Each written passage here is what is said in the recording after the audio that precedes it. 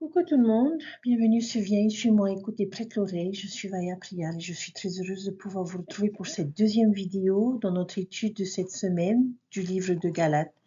Nous avons vu dans notre première vidéo l'importance euh, de plaire à Dieu plus qu'aux hommes et j'espère que nous nous sommes efforcés cette semaine au travers des différents défis et challenges que nous avons pu avoir, que nous avons su faire le bon choix et avons été fidèles à nos alliances et à nos principes. Chers frères et sœurs, notre vidéo d'aujourd'hui va être bien plus courte que toutes celles que vous avez eu l'habitude de voir parce que j'aimerais principalement que nous puissions nous concentrer sur notre conférence de jeu générale qui arrive, qui va être intense aussi bien temporellement que spirituellement, où nous allons être nourris, édifiés par les oins du Seigneur. Et j'espère que vous avez enlevé toute distraction, toute activité ou toute chose qui pourrait vous empêcher de suivre cette conférence générale. Nous en avons besoin. C'est une conférence qui va nous faire part de la volonté de notre Père Céleste, nous faire part des avertissements, des dangers qui se présenteront à nous dans les 6 prochains mois et qui nous donneront les solutions et les gilets de sauvetage que nous aurons apportés pendant toute cette période. Donc, pour faire rapidement, dans le livre de Galates, il y a beaucoup plus que ce que l'on pense et il y a d'excellentes phrases puissantes qui valent vraiment la peine d'être étudiées. Donc, j'ai décidé de choisir quelques versets que j'aimerais partager avec vous et des enseignements que nous pouvons en tirer. Et je suis persuadée que vous pouvez en trouver plein d'autres qui s'adaptent à vos circonstances. Donc, notre premier verset se trouve dans Galates chapitre 3, verset 1. Ô Galates dépourvus de sens qui vous a fasciné, vous, aux yeux de qui Jésus-Christ a été peint comme crucifié. Dans ce verset, j'aime beaucoup le mot fasciné, donc, parce que Satan est bon dans ce qu'il fait. Nous l'appelons parfois le plus grand magicien parce qu'il est doué pour ensorceler les insensés comme les Galates. Le but de la magie est de tromper son public, faire en sorte que les choses apparaissent différemment de ce qu'elles sont réellement. Et Satan est passé maître dans ce domaine. Un petit tour de passe-passe par-ci, une bouffée de fumée par-là, et voilà les commandements ressemblent à des restrictions. Les Écritures ressemblent à d'anciens gribouillages sans rapport et les prophètes semblent être des tyrans spirituels plutôt que des géants spirituels. Et le plus grand truc de tous, là où il est tellement bon, c'est qu'il peut même faire en sorte que le mal apparaisse bien et que le bien paraisse mal. Mon conseil, ne vous y trompez pas. Il y a quelques années, il y a eu une émission télévisée intitulée Les plus grands secrets de la magie. Et cette émission a mis beaucoup de magiciens en colère parce que cette émission a montré à tout le monde les secrets de certaines des illusions les plus populaires de la magie. Eh bien, vous savez quoi, chers frères et sœurs? Nous aussi, nous avons quelque chose comme cela. Et ce sont les Écritures. Les Écritures pourraient être également intitulées les plus grands secrets de Satan enfin révélés. Il nous montre ses voies et nous apprenons des erreurs de ceux que Satan a pu tromper et manipuler. Et nous apprenons de l'exemple des héros justes des Écritures qui ont pu lui résister. Nous devons les étudier et si nous le faisons, nous ne serons pas trompés. Le deuxième verset que j'ai relevé se trouve dans le chapitre 4, verset 18, qui dit « Il est beau d'avoir du zèle pour ce qui est bien et en tout temps, et non pas seulement quand je suis présent parmi vous. » J'aime beaucoup ce verset.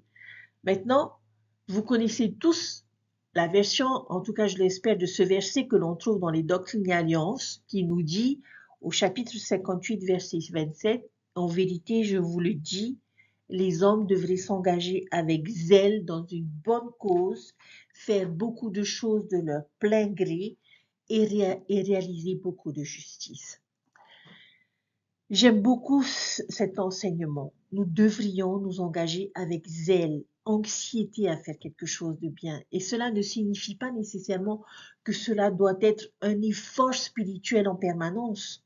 Non, nous devons sortir et faire quelque chose de bien. Nous devons développer nos talents, accomplir un acte de service. Nous devons nous éduquer, nous devons travailler, nous devons réparer quelque chose, nous impliquer dans un projet qui est stimulant. Malgré toutes nos plaintes à propos du travail, de l'école ou de l'exercice physique, il a été prouvé dans de nombreuses études que les personnes les plus heureuses le sont lorsqu'elles sont engagées dans une sorte d'activité active. En réalité, nous ne pouvons pas trouver autant de plaisir dans un divertissement passif que nous le pensons.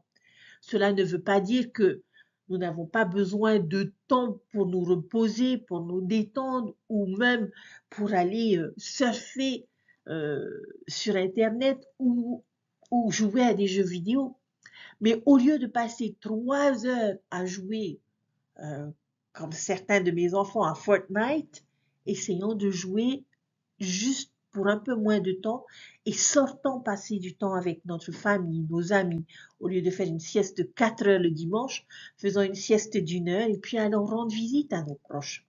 Au lieu de faire défiler des images sur les réseaux sociaux, sur Instagram, sur TikTok, faisons défiler pendant une demi-heure les discours et sortons et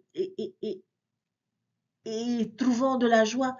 Si nous voulons être heureux et plus productifs et plus épanouis dans notre vie, nous devons sortir et toujours chercher à faire quelque chose de bien. La troisième écriture est dans le chapitre 5, verset 1 qui dit « C'est pour la liberté que Christ nous a affranchis. Demeurez donc fermes et ne vous laissez pas mettre de nouveau sous le joug de la servitude. » Dans ce verset, Dieu parle de liberté, tandis que Satan parle de servitude. Il est facile de tomber dans le piège de penser que les commandements, l'obéissance et les règles restreignent en réalité notre liberté. Mais ce sont précisément ces éléments qui créent cette liberté. Quels sont les commandements autres que ceux du manuel d'instruction pour le bonheur? Cela ne veut pas dire que faire ce qu'il faut n'a pas de coût. Faire ce qui est juste est généralement plus difficile à court terme, mais à long terme, cela conduit à de plus en plus de liberté. Faire les mauvaises choses est généralement plus facile à court terme, mais devient contraignant à long terme. Une bonne métaphore pour cela serait comme celle de faire de l'exercice et de bien manger à court terme. C'est plus difficile, mais à long terme, cela nous rend de plus en plus libres, actifs, en bonne santé et cela augmente nos chances d'avoir une vie plus longue. D'un autre côté, il est plus facile d'être paresseux et de manger de la mauvaise bouffe, mais cela nous conduit à long terme à la maladie, à la léthargie et à une durée de vie raccourcie. Chers frères et sœurs, c'est la même chose avec les questions spirituelles. Plus nous devenons justes et plus nous devenons libres. Plus nous sommes méchants et plus nous serons limités. Et c'est l'une des ruses les plus efficaces de Satan. Il nous promet la liberté en disant des choses comme l'Église a trop de règles, l'Église a trop de restrictions, vous ne deviez pas laisser des personnes âgées de Salt Lake City diriger votre vie. Soyez libre, faites ce que vous voulez et qui vous fait du bien. Suivez le courant et pendant tout ce temps où il le dit qu'il nous voit faire, il rit et nous enchaîne. Demandez à une personne dépendante aux drogues, à la pornographie ou à l'alcool à quel point elle se sent libre. Ou bien l'homme en prison parce qu'il a vécu une vie de malhonnêteté, est-ce qu'il se sent libre? Demandez à un jeune homme ou à une jeune femme qui ont enfreint la loi de chasteté et qui vont désormais devenir parents alors qu'ils sont adolescents, à quel point ils se sentent libres. Satan déteste le libre arbitre, il déteste la liberté et il a essayé de la détruire dès la vie prémortelle. Et aujourd'hui, il essaie toujours de détruire la nôtre. Ne tombons pas dans le panneau, chers frères et sœurs, ne le laissons pas nous envoûter.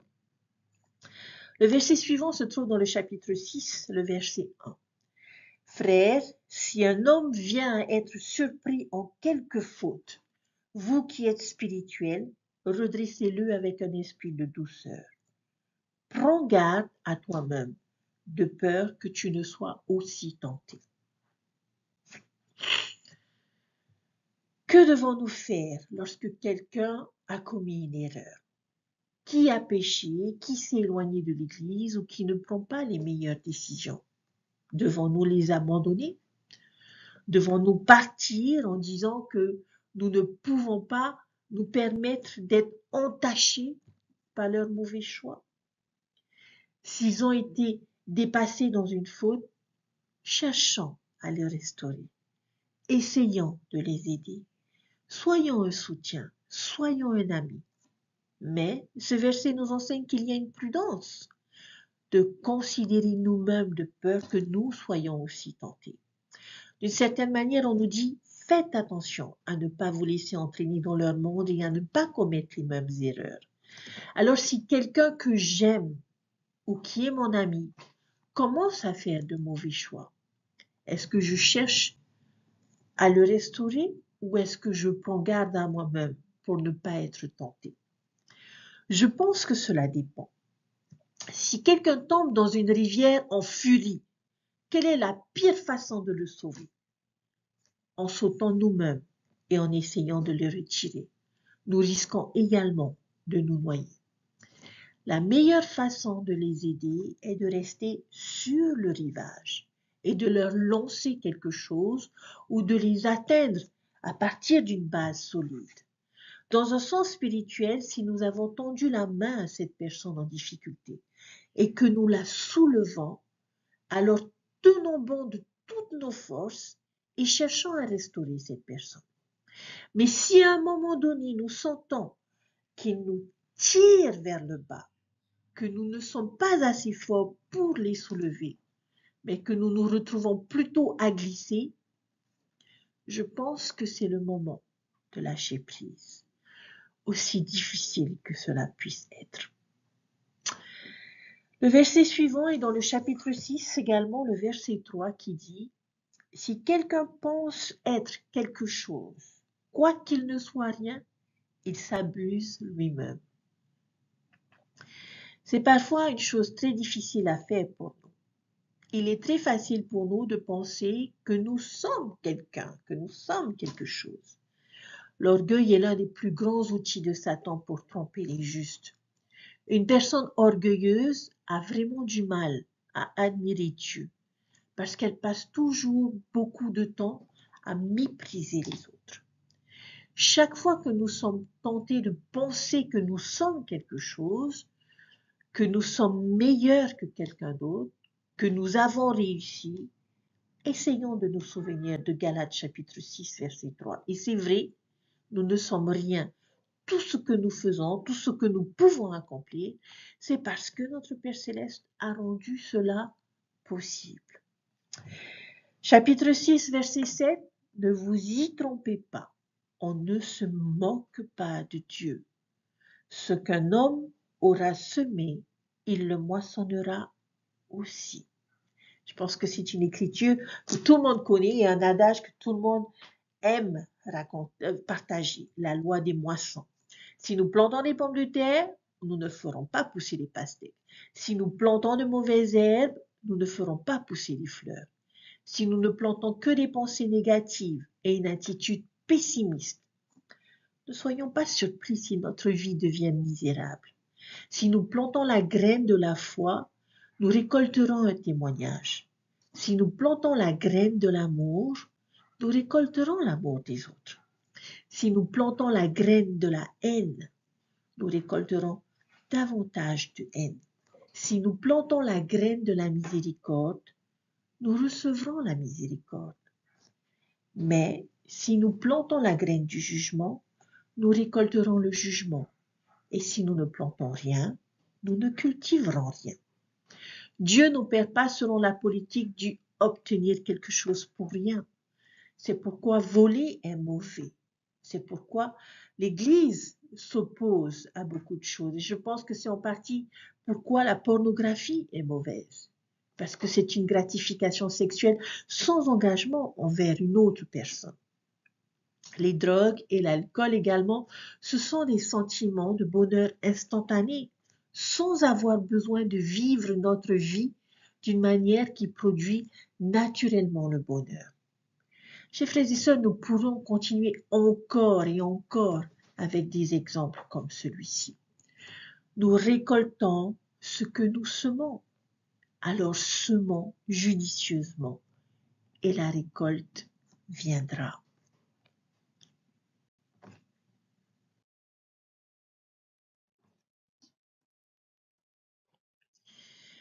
Chers frères et sœurs, nous avons tellement à apprendre des Écritures et je suis persuadée qu'elles nous parleront selon nos circonstances.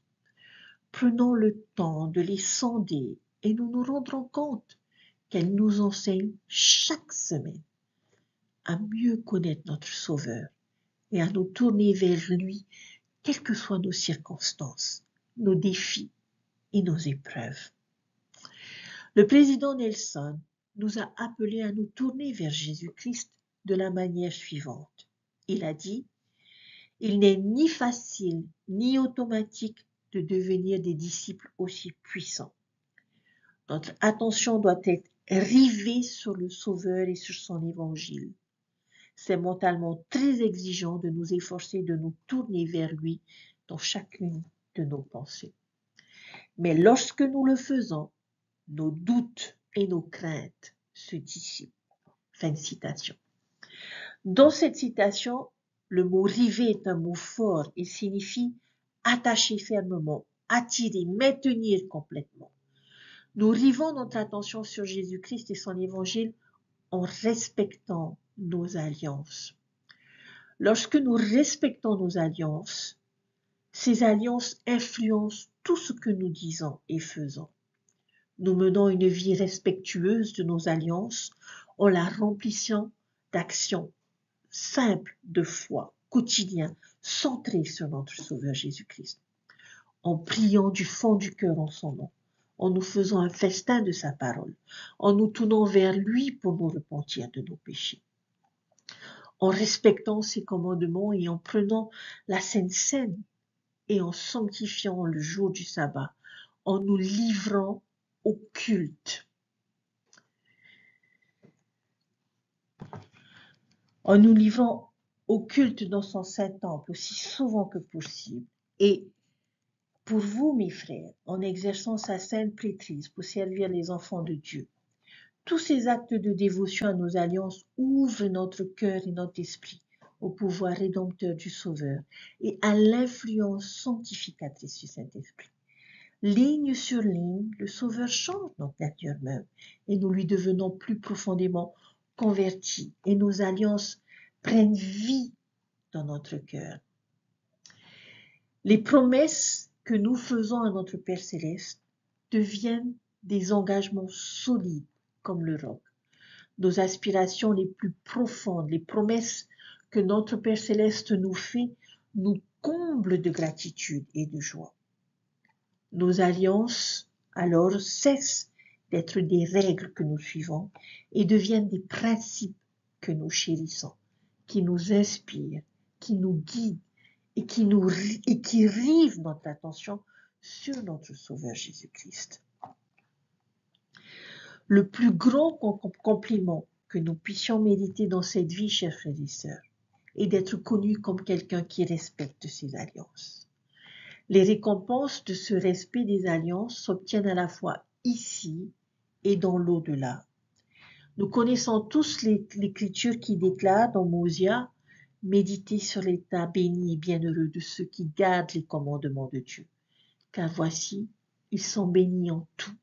Et s'ils tiennent bon avec fidélité jusqu'à la fin, ils sont reçus dans le ciel et demeurent avec Dieu dans un état de bonheur sans fin. » Chers frères et sœurs, dans notre monde actuel, des équipes de construction de l'adversaire font des heures supplémentaires et se hâtent d'agrandir le grand et spacieux édifice. Ces équipes ont atteint de l'autre côté de la rivière dans l'espoir de pénétrer dans nos foyers, tandis que les gens de cet édifice nous montrent du doigt et les railleurs donnent de la voix jour et nuit dans leur mégaphone, particulièrement sur Internet. Le président Nelson a déclaré: l'adversaire quadruple ses efforts pour perturber les témoignages et entraver l'œuvre du Seigneur. Souvenons-nous des paroles du prophète Léhi dans le livre de Mormon. Nous ne fîmes pas attention à eux. Bien que nous n'ayons pas à craindre, nous devons être sur nos gardes. Parfois, de toutes petites choses peuvent bouleverser notre équilibre spirituel. Ne laissons pas nos questions ou les insultes des autres, ou les amis dépourvus de foi, ou les erreurs malencontreuses et les déceptions nous détourner des bénédictions douces, pures et satisfaisantes pour l'âme qu'apporte le fruit de l'Évangile. Chers frères et sœurs, j'aimerais particulièrement m'adresser